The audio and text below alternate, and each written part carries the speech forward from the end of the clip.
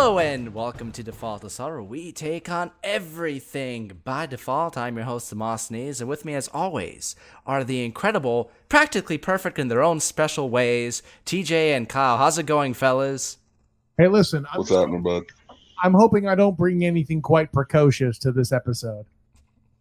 Nicely done, nicely done. Well, okay, it's not a Christmas movie, but with the sequel coming out, and well, gosh darn it, it is a film I tend to watch around the holidays, regardless. Maybe it's the spirit of family or the magic in this film. Today we'll be talking about the original Mary Poppins, released in 1964, directed by Robert Stevenson and starring the inimitable Julie Andrews, Dick Van Dyke, David Tomlinson, and Glynis Johns. One of Walt Disney's crowning achievements, his only film ever to be nominated for Best Picture, winner of 5 freaking Academy Awards. I'm stoked to talk about this film.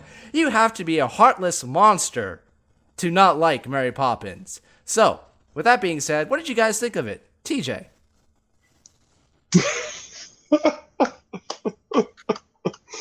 Well, I suppose I'm a heartless monster. Because I'm gonna go ahead and let y'all know, like there's something about this. Just so everyone knows, I got my popcorn. Go ahead. There's something about this film that just does not do it for me. Like when I told somebody, I said, "Look, I don't know how I feel about Mary Poppins." They say, "Well, it's just a kids' musical. Why would you like it?" And I'm like, I don't know, because Little Shop of Horrors is one of my favorite movies, so I like musicals. And I mean, everybody knows I like kids.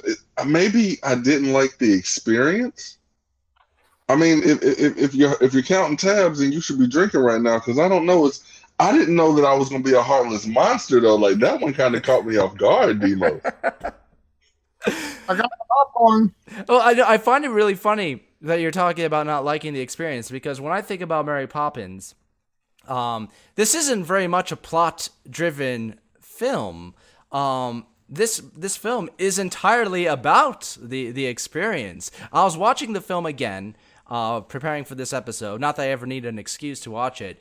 And TJ's thought bubble kept popping in my head. Experience. And I found myself having more drinks than I should have had. Anyway.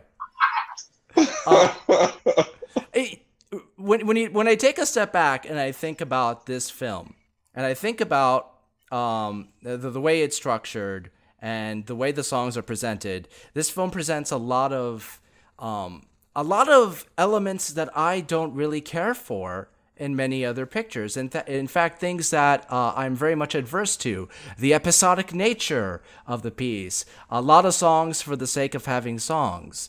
But the way that this film presents everything, the way that it unfolds, it's a sheer joy. And people say that, people like to joke, "Oh, Mary Poppins it's practically perfect." I take offense to that. Take out the word practically. It doesn't belong here. This is a perfect film. And there's TJ's heartless monster face. Right. What? I mean, I have heard some whoppers in my day, but to say that this film is perfect, like in what? Okay, so in the world where I'm a heartless monster, that movie is also a perfect movie. Okay, I'll give you that one, because anybody who knows Tokeo Jamison knows that I would give my shirt. I would literally take my shirt off right now if I didn't think that it would get us banned for life. So knowing that I would give you my shirt, I'm not heartless. Oh, Perfect. No, one of the reasons, and I give you credit. One of the reasons I wanted you on this show is because you're one of the I think you're the only person I've ever met that doesn't like this film, and I'm incredibly interested to hear why, and if there's anything that I can do to help you. So before we dive into it, I want to hear Kyle's take, if he can get off the popcorn for a second. I almost have to recuse myself. And this obviously is not the fault of neither Demos nor apparently the Heartless Monster. I don't know. you cooked me a wonderful steak while you were here, so I'm not prepared to call you heartless. But so I'm going to go with that. The heartless monster that is Tokeo Jamison. The truth is, there are some things that when they land, they punch me right in the freaking feels, no question.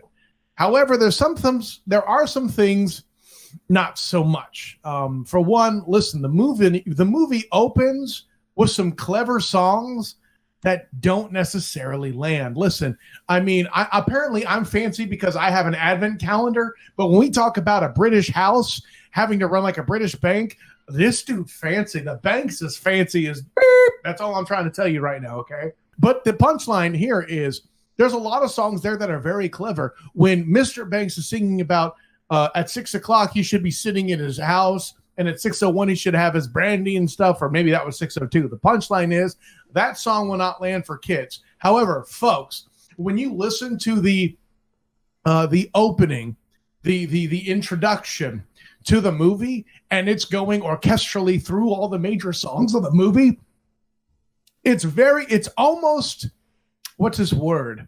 A premonition. It's almost a prediction. It's almost an omen, a prophecy of the big songs of this movie, because nobody had any idea that a spoonful of sugar helping the medicine go down would be the big thing that it was when this movie landed.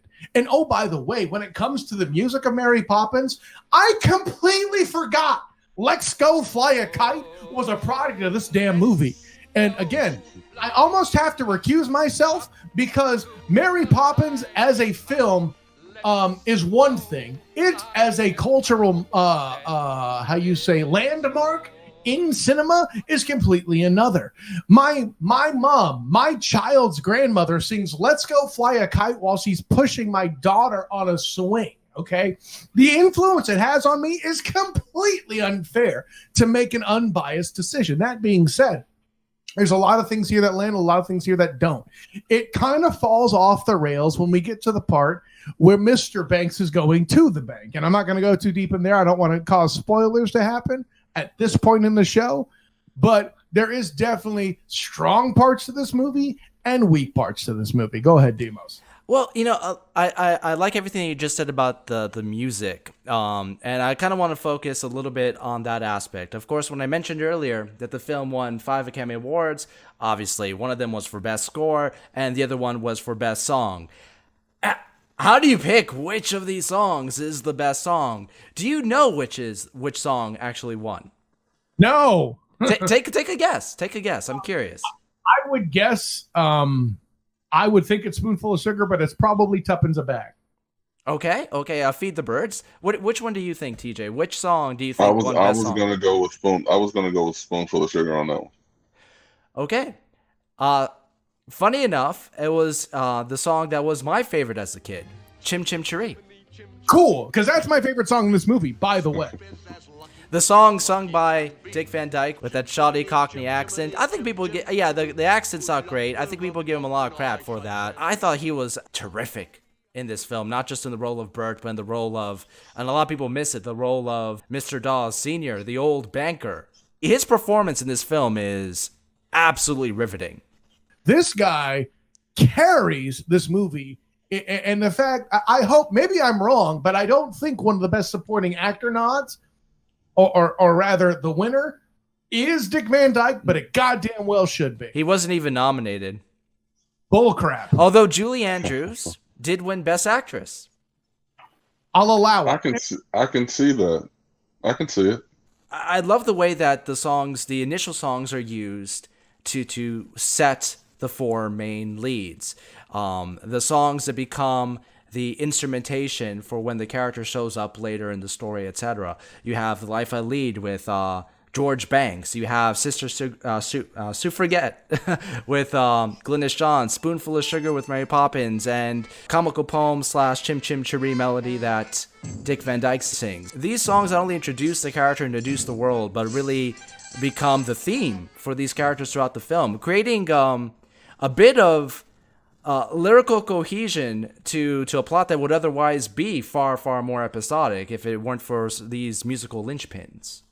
And I mean, listen, let's talk about that for a minute too. Like you mentioned those big heavy hitters. It's so easy to forget about the song that is Jane and Michael's advertisement that they were suggesting to their father about what eventually brought Mary Poppins in, which, by the way, it may not have been a political statement at the time, but listen, what we saw is that Mary Poppins is pro-market forces and pro-monopoly, because you see she uses the forces of winds to eliminate all competition for the nanny role in the Banks house. But I digress. The punchline being, listen, that song about the rosy cheeks and whatnot not only sets the stage of how the children were eventually overcome in this movie, it happens to be well performed by 2 child actors. And that song also serves as their theme throughout the rest of the movie, especially for emotional scenes. Love it. The music is one of the things that I can actually he went and started eating the popcorn. The music is one of the things that I can actually give him credit for, even starting with Dick Van Dyke and the song that he's singing at the very beginning of the movie, when, you know, if we're going to equate that to something that happens now, it's essentially, you know, Eminem battle rapping and including everybody in the audience to get at him. But ultimately that's what he did. Like, he went around and he was just bringing everybody in, thinking that it was going to get him a little bit more change. But the music is one thing that keeps it going. Like, you know, supercalifragilisticexpialidocious, like, that was well done. You did it. That was, thank you. And I was curious, and I was worried that I wasn't going to be able to lay it down. But, you know, just those are the things that I can hold on to and say, okay, I'm with it. It's. I mean, you're not gonna hear me, you know, riding down the street to the soundtrack, but I can understand why this has some of the most beloved songs. There's just something else missing, Demos. Well, The Spoonful of Sugar it's a fun song. And I'd be lying if when I was a kid, whenever I was cleaning my room, I didn't wish, like, if I sing it hard enough, will the snapping thing work? But I think that song really becomes a metaphor for the film as a whole. A little bit of fantasy to a harsh reality. There is a more down-to-earth plot happening as far as Mr. Banks is concerned, and nearly losing his job, which will eventually lead to the catastrophe of his family, etc., etc., etc. Yeah, it's dealing with a plot that has been done, and God knows since it's been done a million times. Look at any freaking 90s film. The dad who doesn't quite understand or connect with his kids. Okay. But the way that this film lays it out, I thought was very good. It didn't paint the dad as a bumbling idiot. It didn't really make him a bumbling idiot. There were some moments. Some moments, but compare him to any other 90s film or so forth, any other film that would have had him doing pratfalls the whole time. Fair. All right. They still paint him as a sympathetic figure. Near the end of the movie, I think when he's walking to the bank, knowing that he's gonna get fired with the score sweeping, it's haunting. Watching this film at the beginning, you wouldn't know that the moments that steer you the most emotionally are the scenes featuring his character. I think that's the biggest surprise that people, especially adults, have when they watch this film. It's the most emotionally stirring, but it kind of sets the table that there's a heart somewhere in there. He just doesn't know it yet. And we all know, listen, does anybody else feel like that Mary Poppins, the only thing keeping Scott Bakula in drag and Quantum Leap from doing this is the must be fairly pretty element in the song by Jan and Michael? I'm just asking. Yeah, when I was a kid, that's the first thought that popped in my head. Scott Bakula, really? Oh yeah. What kind of whack-ass childhood did you... The character of Poppins herself is kind of like the Disney version of the Joker in a way. How about a magic trick? I'm glad you said that. Seriously. Like, first of all, there's 2 things I actually picked up as kind of an aside. A, and this is me getting completely IT nerd involved here. How many people who are like nerdy inclined have put together Dungeons and Dragons stats for Mary Poppins as a bard? I'm just throwing that out there. A, I got the heartless guy to laugh. A and B. A and B. Seriously, how many people think this was just some sort of super intelligent, devious plot to get the old guy at the bank assassinated by way of laughter, murder, because he literally laughed himself to death? Not exactly the route I was gonna take, but I mean, but the element of chaos that she brings to the house and to the other characters, she keeps everybody off balance. And when you're the most off balance and when you're in a spot where you're lacking the most direction, it's also a spot where you're more vulnerable to manipulation. And she manipulates the heck out of everybody, including the kids. What? Winning a horse race? How dare you suggest such a thing? And everything she does to the father, planting the idea to take his kids out to on an outing, etc. She keeps everybody off balance. In fact, literally drops the line, Mary Poppins doesn't explain anything. Exactly. Right? I mean, crap. I wish I can get away with that. Honey, why didn't you take the trash out? Student of the game doesn't explain anything. Screw that. Right in the face. In fact, the character that eventually gets through to the father and to the kids, because he sits down and actually has a straightforward talk with both of them, is Bert. The film should have been called Bert, but it probably would have sold as many tickets as Poppins. Well, I mean, Bert Poppins. By the way, it leads me to another point. Like, y'all think Bert and Mary had something romantic in the day? Because it certainly strikes me that way. Oh yeah, absolutely, absolutely. And you get that idea whenever we first see their two characters together, and he acknowledges, "Oh, Mrs. Poppins," and he starts to talk about, how she used to be. So no, absolutely. I think that they spent some time under the umbrella. It's funny because and I'm not going to get too far into this. We can do a couple of episodes just based on this, about the friction between Poppins author P.L. Travers and Disney and her lavish requirements for the adaptation that caused a lot of friction. They made a movie about it called Saving Mr. Banks. Very well done. A couple of inaccuracies, but regardless, that was one of the things that she was adamant that there would be no romance. And in fact, they wrote the one section of Jolly Holiday where she kind of rebuffs him, saying that he won't be pressing his advantage. But what follows, the kind of back and forth flirtation between these characters, she kind of rebuffs him. Okay, they sit down. He starts listing off all these other women in that song, causing her to have this kind of like jealous moment. I'm glad you put that up. Is that not the original Mambo number 5? Yeah. But what did you think of Mary Poppins as a character? Because I think she is a fascinating character. If I'm looking at Mary Poppins as an agent of chaos, as you just introduced her, then maybe I'm going to look at it a little bit different. Granted, her agent of chaos isn't quite like the Joker, which I may have gotten more out of if she did start murking cats. Like, I may have gotten a bit more love for that. But what I can say is Julie Andrews did the job. She played a phenomenal job. She played the role.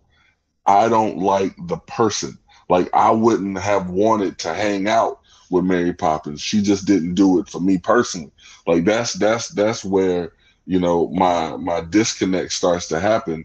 If we're talking about Julie Andrews as an actress, I think she did a phenomenal job, because who she was in Mary Poppins, I didn't see her do that in any other role. In my opinion, she wasn't Mary Poppins in any other role that she was ever in my opinion. But Mary Poppins, to me, she's not my cup of tea. I'm not drinking her in.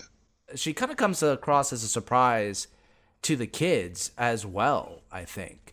They ask for... I'm trying to avoid saying practically perfect creature with rosy cheeks, no warts, and so forth. But they get a character that, despite her magical tenacity, she's just as stern as the father in many scenes. Well, but that's what they need. Mm-hmm. I mean, they ask for all this stuff, and then they got what they asked for, but it was disguising, disguising what they needed. So I mean, like I said, she brought the work. Mary Poppins' whole job was to be the stiff hand disguise. She was the medicine, but the magic was the sugar. You know what I mean? That's it. I think that in a way that the film kind of keeps you as off balance towards her character as the character is towards the surrounding cast. I think that makes it a little bit more fascinating in a way. The film doesn't hit you over the head saying you must love this character. In fact, the moments that I felt closest to her character was whenever she was just interacting with Dick Van Dyke and nobody else. Because she showed a little bit more vulnerability. She smiled. She was a little bit more down to earth.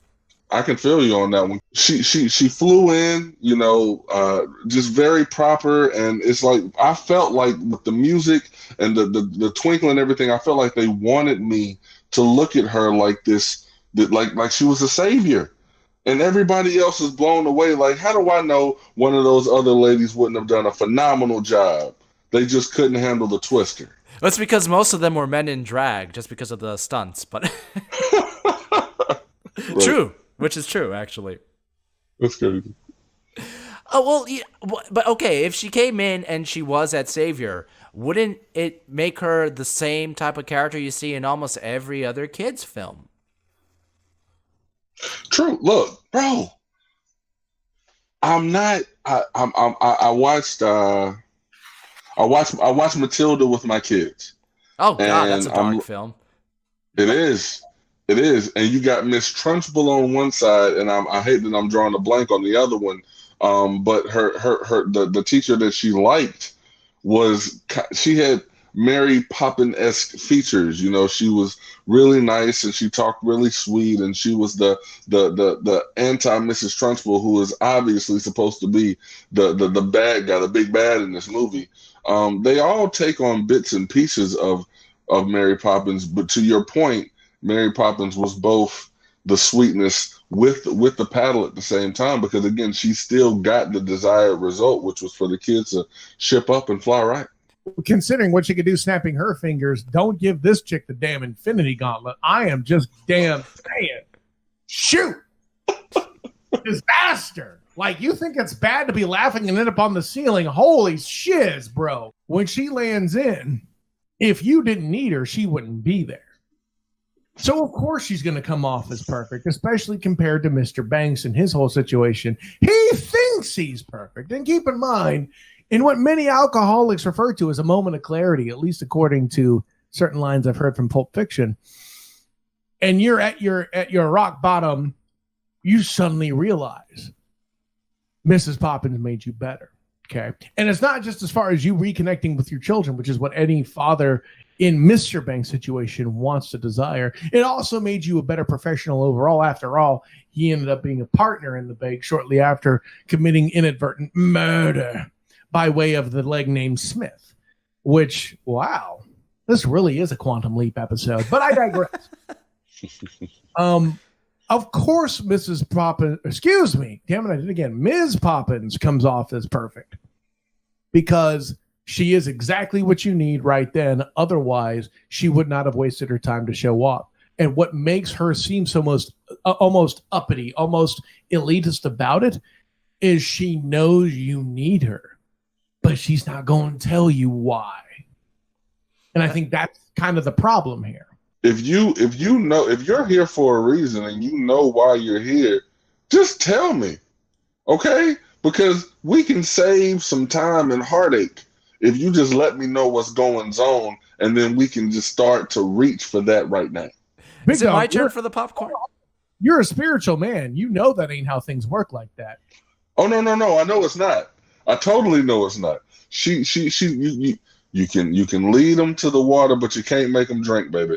They need to understand, and they need to reach it for themselves. Totally get it.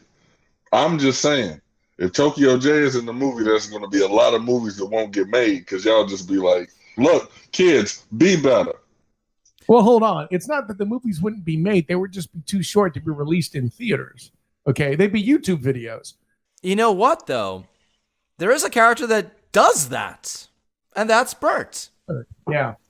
But when let's take a step back and let's play conspiracy theory on Mary Poppins. I can't believe I said that. But already was Quantum Leap. How much more conspiracy Debo? Would a man of George Banks's stature be in a position to take advice from a lowly ne'er-do chimney sweep if it wasn't for the orchestration to put these two characters together and put him in a moment of desperation to have his ears opened to listen? Mary Poppins makes that possible. So what you're trying to tell me is like it's Romanov and Hawkeye with Bert and Mary Poppins. More or less. Look, if you don't have Mary Poppins there to intervene, the only way you're going to get a rich cat to listen to somebody is if he is visited in the night by three spirits. So let's get to the big epic question. Is Mary Poppins required viewing? I'm going to say it's required reading, but not for the reason that you might think. Hold on. I got to get my popcorn ready for when TJ has to answer this. So the reason why I say it's required reading is because simply the foundation argument. At this point, a lot of the stuff that happens in there that's now commonplace today was not commonplace when this was made in the 60s, right, Dima? 64, yeah. Okay. On that alone, to see Julie Andrews interact with some of these people, like when she's getting rewarded the victory for winning the horse race, or Bert, Dick Van Dyke dancing with the penguins, all of that is seamless. There is no excuse for, 54 years ago for that to be that seamless. And to see that go on, to see the music be what it is, folks, you know all of these songs. You just don't know it yet until you see this movie. And frankly, the fact that they're remaking it genuinely pisses me off to ends I cannot imagine. Now, granted, I said at the beginning of the episode that me as I am, as a student of the game, I should recuse myself because House Nash raised me on this movie to a great extent. I am not the best source of criticism for this movie. I will lend that out. And perhaps it isn't perfect in some elements, as the air quotes heartless individual points out. But woo woo. But the punchline to all that is, if this is the worst possible example one can use to be raised, I feel like I turned out okay. Holla at your boy.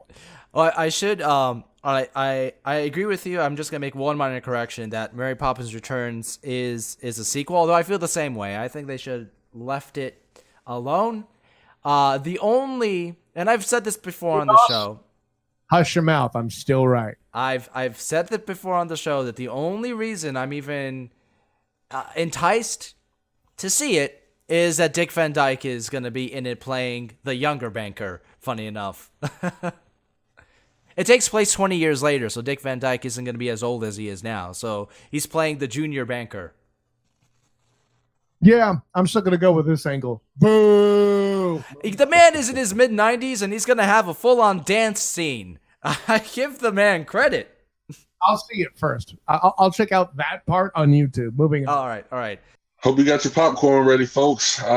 Is this movie required viewing? One thing I want to say really quickly, I don't have to like it for it to be required viewing. And in this situation, this is actually one of them. When you look at the music and all the songs that you know, I'm going to say it's required viewing, and it's something that you should watch before you're 12 years old.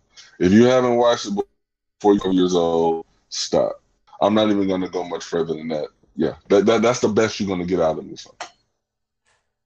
Do you see me right now? I'm taking it. I do. So I take back my statement. You're practically a heartless monster, not a heartless. Wait, he's not heartless? Well, that's not I said practically. Practically. this popcorn anymore. It's not entertaining. You know, I give you mad respect, TJ. I give you mad respect. So I'm gonna say it's not required. No, I need to find my popcorn again. no. Okay, yeah, I can see where you're coming from, Kyle, about a certain bias that you grew up with this film. But you know, there are a lot of other films that I've grown up with that you know, I've had different reactions. The films that I've loved when I was a kid, there are films that I loved more than Mary Poppins that at this point in my life I don't have as much respect for. The fact that this film still holds that magical hold over me is it puts it in a kind of a unique position.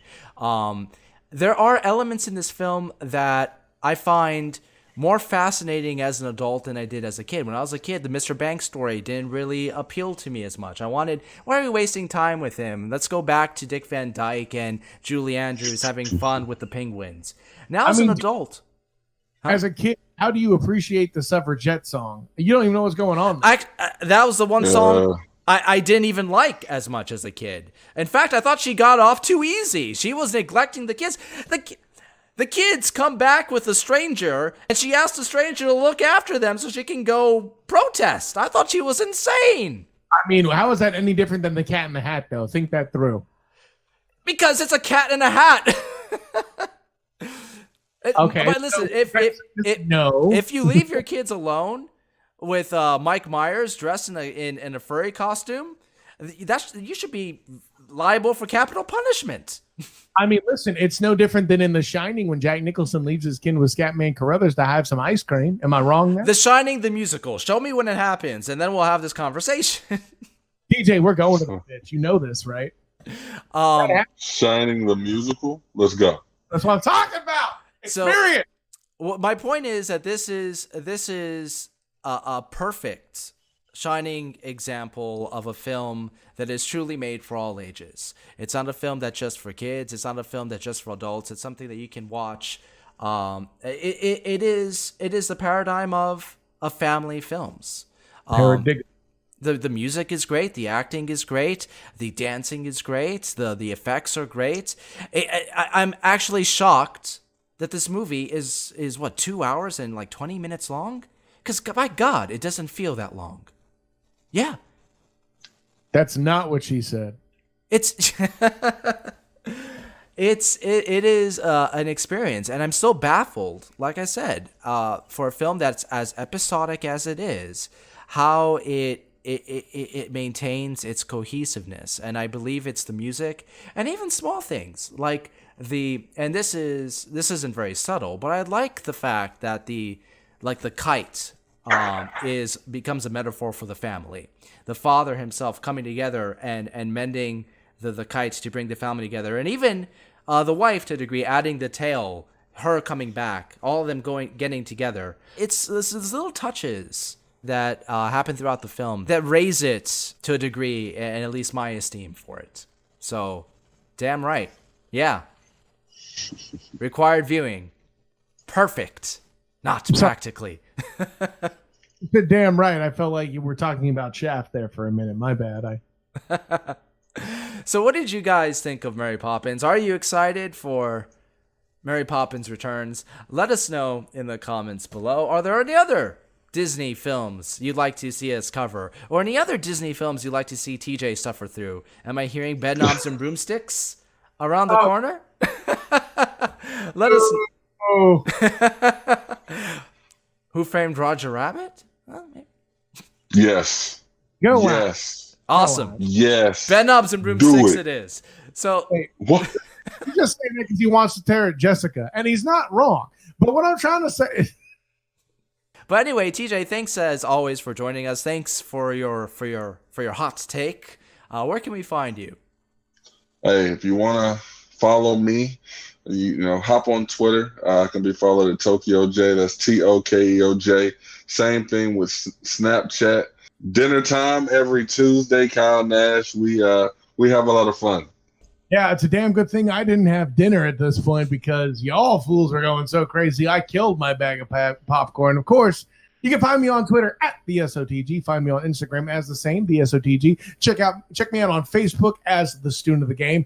Heck yeah, of course you can find me on hilaritybydefault.com. We have fun stuff every week it's all listed down here. You can find me on Twitter at defaulthilarity, on Facebook and Instagram, Hilarity by Default, and of course, right here every Thursday on Default Assault, where life is hilarious by default.